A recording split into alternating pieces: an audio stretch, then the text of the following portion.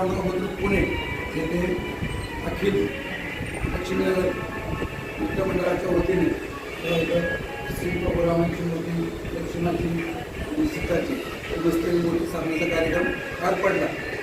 आणि उद्या आहे आता रामनवमी, त्यामुळे आता बघा उद्या कसं जन्माष्टमीमध्ये रामाचं मंदिर कसं सजवलं आपण बघा कसं सजवलं आणि मूर्ती शहरावरूनचं पण काम केलेलं आहे ते पण आपण बोलू.